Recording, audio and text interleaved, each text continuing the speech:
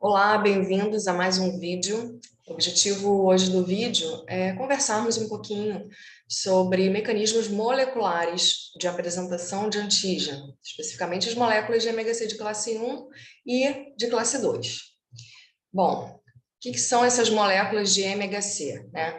Então, essas moléculas, elas estão presentes na superfície das células e elas servem, né, como receptores de encaixe específico para os linfócitos realizarem o reconhecimento dos peptídeos de antígenos que são apresentados nessas moléculas.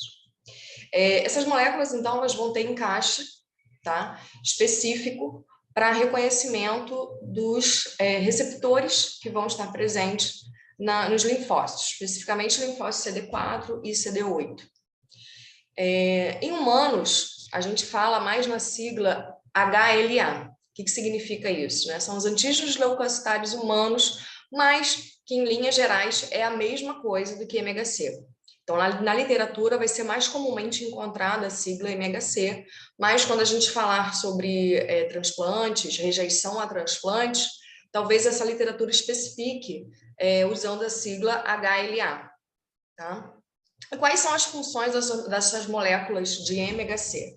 Então, basicamente, elas vão ter duas funções, que vai ser a apresentação de antígeno dos linfócitos T e também voltadas, né, essas funções voltadas no que diz respeito à rejeição dos transplantes de órgãos. Tá?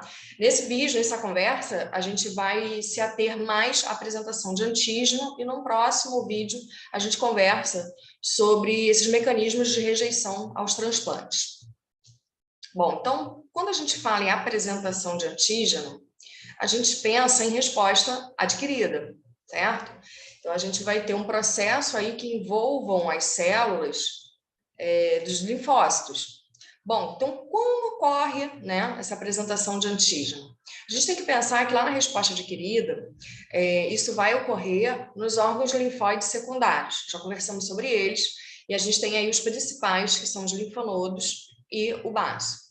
Então, vamos imaginar aqui nesse esquema uma situação onde um antígeno ele consiga atravessar as barreiras primárias e aí, no tecido, ele vai encontrar AP6, que são células especializadas na apresentação de antígeno, como células dendríticas, né, que vão fazer o endossoma, que vão fagocitar esse antígeno e vão, né, através da linfa, no caso das células dendríticas, através da linfa, chegar ao linfonodo.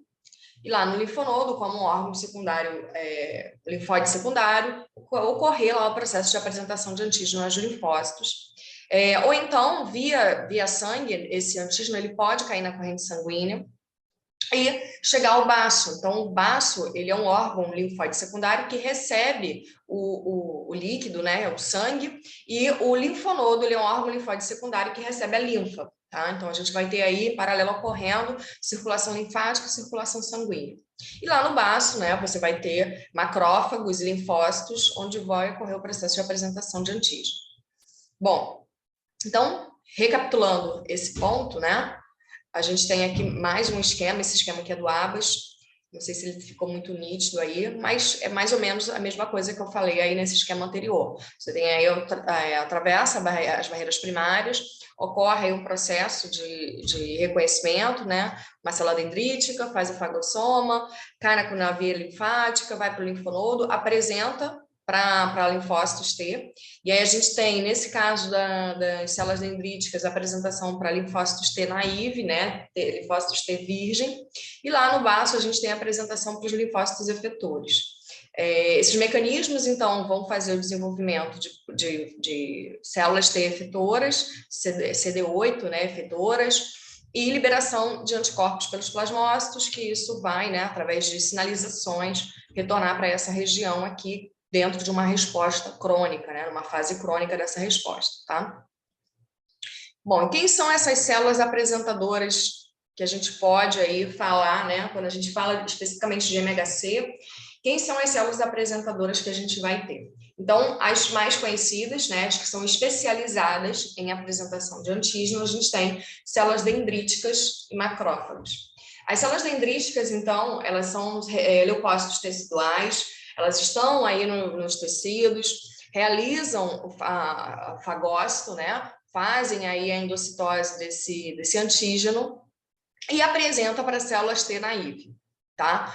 Qual é a importância disso? Quando ela faz essa apresentação para uma célula T naive, uma célula T virgem, imatura, ela faz com que essa célula se torne efetora. Isso é um passo muito importante, porque a partir daí, essa célula T efetora vai conseguir desencadear as respostas dentro de uma imunidade adquirida.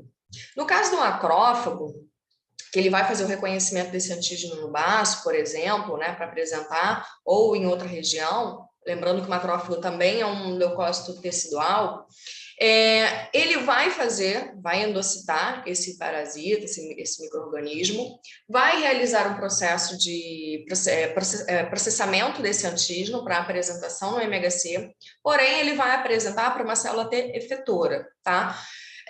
Por que ele faz isso? Porque ele tem um interesse, ele não quer apresentar para uma célula T naive, porque a célula T naive não vai dar um retorno para ele. Ele tem interesse, ele é interesseiro. Ele faz essa apresentação porque ele quer que essa célula T efetora retorne para ele uma resposta para que ele tenha uma potencialização desse poder de fagocitar que ele tem.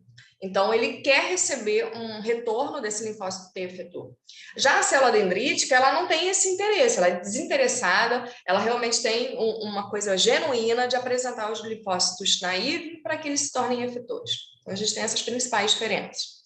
Ambas são especializadas, tá? E a gente vai conversar um pouquinho mais, explicar um pouquinho mais com relação a essas células que são especializadas. Quais tipos de moléculas apresentadoras elas vão ter, tá? O linfócito B, ele também pode fazer reconhecimento de antígeno. Então, vamos recordar como que o linfócito B ele vai se ativar. A gente tem duas vias de ativação do linfócito B. O linfócito B ele consegue fazer reconhecimento de antígeno, mas ele também consegue ser efetivado, né, se tornar ativo através de estímulos de CD4. Tá? Então, na verdade, para ele ter a diferenciação, ele pode até ser uma célula efetora, mas para ter a diferenciação em plasmócito, ele precisa de um feedback do CD4.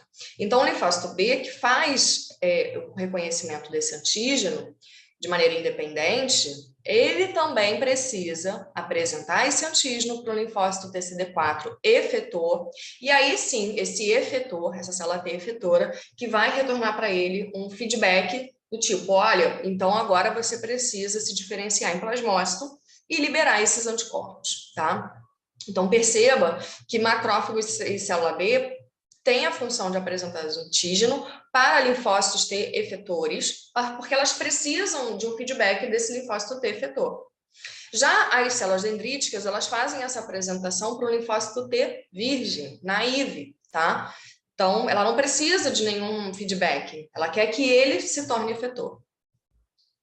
Bom, nessa apresentação de antígeno, então, a gente vai ter as moléculas, nessas células que são apresentadoras de antígeno especializadas, moléculas de MHC, para reconhecimento desses linfócitos T, e em contrapartida desses linfócitos, eles também têm o quê? Eles têm os seus receptores para reconhecimento.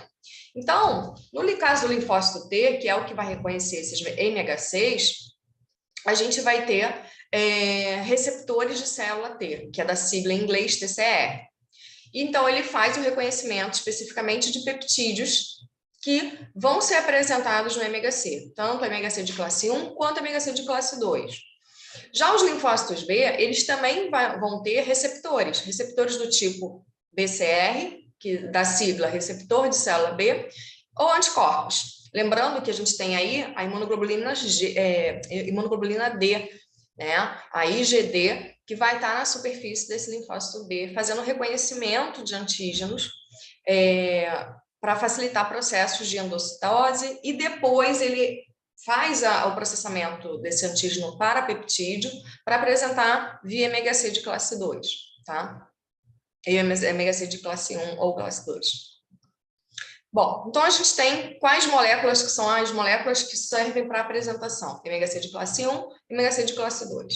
Tem outros tipos de MHC, mas estão mais a nível de pesquisa, de estudo. Os principais dentro de uma didática, né, e estudos para rejeição de transplantes, é ômega 6 de classe 1 e ômega 6 de classe 2. Então, a gente vai ter diferenças, por que eu coloquei essa imagem? Porque a gente tem diferenças moleculares, tá? Dessas moléculas, a gente tem diferenças estruturais e, consequentemente, diferenças funcionais. Então, por exemplo, o ômega 6 de classe 1, ele vai ter, né, a conformação com sua formação com 3 ramos aqui de cadeia alfa, e o ômega 6 de classe 2, ele vai ter 2 de cadeia alfa e 2 estruturas de cadeia beta. Isso vai implicar em aonde que essas moléculas elas vão conseguir realizar a ligação, tá? E lembrando que sempre que a gente fala de ligação, principalmente dentro desses encaixes moleculares, são ligações específicas, é como se fosse aquele modelo encaixe de chave e fechadura. Então, se eu tenho diferenças conformacionais, diferenças estruturais, moleculares, eu vou ter uma molécula que vai ser específica para reconhecer isso, essas diferenças. Então, a gente tem, né, as APCs, elas apresentam, então, MHC de classe 1 e MHC de classe 2. E o MHC de classe 1, ele vai estar presente nas células, em todas as células, exceto as células anucleadas. Então, todas as células, elas possuem o MHC de classe 1, e apenas as células especializadas em apresentação de antígeno, as APCs, elas vão possuir MHC de classe 2, tá? E qual é a diferença funcional disso? É porque o MHC de classe 1, ele vai conseguir fazer a ligação, né, aquele encaixe perfeito de chave fechadura com células TCD8, ou seja, com as citotóxicas. Então, perceba que todas as células, exceto as anucleadas, elas conseguem fazer uma sinalização para a célula T citotóxica. Por quê? Qual é o objetivo de você fazer uma apresentação via MHC de classe 1 para uma célula T citotóxica?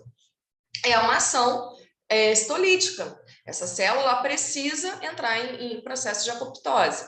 Por qual razão? Primeiro, que ela vai estar infectada por um processo de infecção, como, por exemplo, um vírus, ou células tumorais, tá? Então, o nosso sistema imunológico, ele vai estar muito associado também a reconhecimento de marcadores tumorais.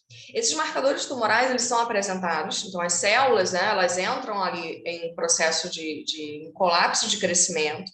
Qualquer célula pode se tornar uma célula tumoral? Sim, qualquer célula pode se tornar uma célula tumoral. Então, ela precisa ter um mecanismo para avisar as citotóxicas, como, por exemplo, a MHC de classe 1. Então, ela vai processar esse antígeno, apresentar para a MHC de classe 1, que vai fazer esse reconhecimento. Tá? Então, esse reconhecimento é um reconhecimento que precisa ser um encaixe perfeito. E quem faz o reconhecimento do MHC de classe 2? O MHC de classe 2, quem faz esse reconhecimento são os linfócitos CD4. E aonde a gente tem esse MHC de classe 2? Apenas nas células apresentadoras de antígeno, tá? Então, a gente começa a montar aí um quebra-cabeça. E aí, outra coisa também que é importante a gente chamar a atenção é que o MHC de classe 1, que vai estar presente em todas as células, exceto as anucleadas, ele vai fazer um processamento de antígeno citossólico, ou seja, um antígeno que esteja no citossol dessa célula. E o MHC de classe 2, que faz o processo de reconhecimento com o linfócito TCD4, ele vai apresentar e processar antígenos endocimais, ou seja, antígenos que vêm dentro de uma vesícula por causa de um processo de fagossoma, tá? Então, vamos entender aqui a apresentação de antígeno via MHC de classe 1. Então, todas as células, exceto as hemácias, elas podem expressar MHC de classe 1. Quando elas fazem isso? Quando elas estão infectadas por um processo de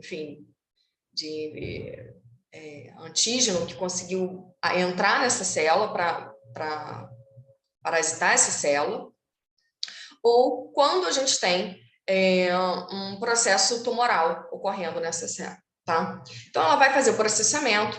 Então, a gente tem aqui, por exemplo, o vírus, né? O vírus liberando aqui o seu material genético, que vai ser processado nos ribossomos desse citosol, produzindo as proteínas, né? O mecanismo de replicação viral. Ou a gente tem um micro-organismo que conseguiu entrar através de uma vesícula, um fagossoma, mas que vai liberar suas proteínas nesse citosol. Então, essas proteínas de origem de micro-organismos, de origem patogênica, elas vão ser marcadas com uma proteína, com uma enzima chamada ubictina. A ubictina, então, ela vai estar presente no citosol das células, marcando as proteínas que precisam passar por uma outra enzima que é chamada enzima proteossoma, que ela tem uma ação proteolítica. O que significa ação proteolítica? Lisar, né, quebrar essas proteínas. Então, perceba, o proteossoma, ele não vai quebrar qualquer proteína, ele vai quebrar as proteínas que foram marcadas pela ubictina. E a ubictina vai reconhecer essas proteínas como não próprias dessa célula, então ela vai lá e marca. Essa enzima, então, ela vai fazer como se fosse um liquidificador ali, quebrando todas essas proteínas e liberando os peptídeos desse antígeno, tá? Então, sempre que a gente quebra a proteína, a gente libera peptídeo. Esses peptídeos, eles precisam entrar lá no retículo endoplasmático. O que a gente tem no retículo endoplasmático rugoso? A gente vai ter os ribossomos formando no interior, né, dessa organela os MHCs de classe 1. O MHC de classe 1, então, fica lá dentro do retículo. O peptídeo processado precisa entrar no retículo endoplasmático.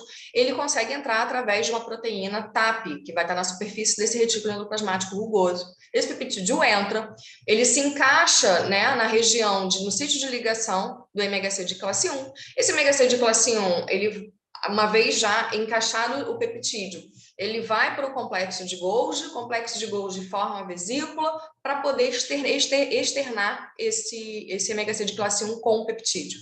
Então, esse MHC de classe 1, ele vem para a superfície da célula e expressa aqui o peptídeo. Quem faz o reconhecimento do MHC de classe 1? CD8. Então, aqui a gente tem o CD8, com receptores específicos para fazer o reconhecimento desse MHC de classe 1 e faz o reconhecimento desse antígeno aqui. Agora, esse linfócito TCD8, né, ele vai devolver um comando para essa célula que vai ser uma ação citotóxica. MHC de classe 2, como que ele vai se processar, como vai ocorrer o processamento de antígeno?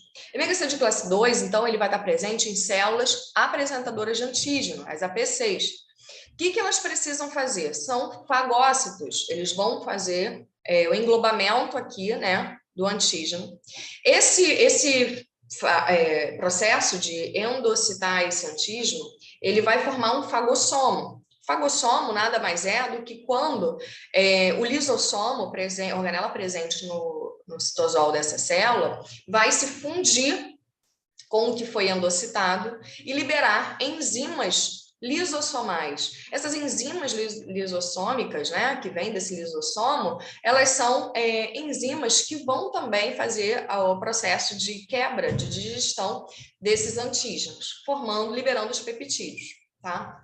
Só que o encontro do MHC de classe 2 com esses peptídeos não ocorre dentro do retículo endoplasmático, como ocorreu lá no MHC de classe 1. Aqui no MHC de classe 2, esse encontro ocorre no citosol. Então, lembrando que a gente vai ter aqui antígenos endossomais, né, que vão sofrer um processo de fagossomo, digestão desse antígeno, e a vesícula com esses peptídeos vai encontrar o MHC de classe 2, que vai ser formado no retículo endoplasmático, vai ser liberado com um clipe. O clipe, ele vai ser, então, tipo, uma proteína que vai estar ali na região de sítio de ligação do antígeno, só para poder garantir uma ligação específica, para que nada mais se ligue ali. Ele vai sair do retículo endoplasmático com esse clipe para o complexo de Golgi, e aí vai ter uma enzima, uma vesícula com esse MHC de classe 2, tá? Essas vesículas se fundem, a vesícula com o antígeno digerido, com os peptídeos, com a vesícula do MHC de classe 2. O clipe, então, se desliga, permitindo a ligação do peptídeo. Agora, esse MHC de classe 2 com o peptídeo vai para a superfície da célula apresentar esse peptídeo para o linfócito TCD4, porque é ele que consegue fazer o encaixe perfeito com o MHC de classe 2. Então, esse MHC de classe 2 vai apresentar o peptídeo para o linfócito TCD4 realizar suas funções. Se for uma célula dendrítica, ele vai tornar esse linfócito T naive, virgem, em efetor. Se for um macrófago, ele vai apresentar para uma célula TCD4 efetora para desenvolver os mecanismos de ação dessa célula, como dar um feedback para esse macrófago, para ele se tornar um potente fagócito, dar um feedback para o linfócito B, para ele se diferenciar em plasmócito, e também ativar células CD8. E aí, então, essas CD8, no momento que elas encontrarem, né, uma célula que esteja apresentando no MHC de classe 1, porque elas estão infectadas, ele consegue ter uma ação citotóxica, certo? Então, o que é importante a gente reforçar aqui com relação ao MHC de classe 1 e MHC de classe 2? MHC de classe 1, ele vai estar presente em todas as células nucleadas, porque todas as células nucleadas, elas podem sofrer processos de infecção, né, por algum parasita, e também podem se tornar células tumorais. Então, é a maneira como elas têm para avisar os linfócitos que vão ter ação citotóxica, né, para células parasitadas ou para células tumorais. Ela vai apresentar, então, para o CD8 e ela vai processar esses antígenos que estão no citosol. MHC de classe 2, presente apenas nas células apresentadoras de antígeno, ela vai apresentar para o linfócito TCD4, né, naive ou célula T efetora, e o processamento desse antígeno ocorre por meio de vesículas, tá? Por meio de vesículas endocimais, porque são fagócitos que internalizam esse antígeno.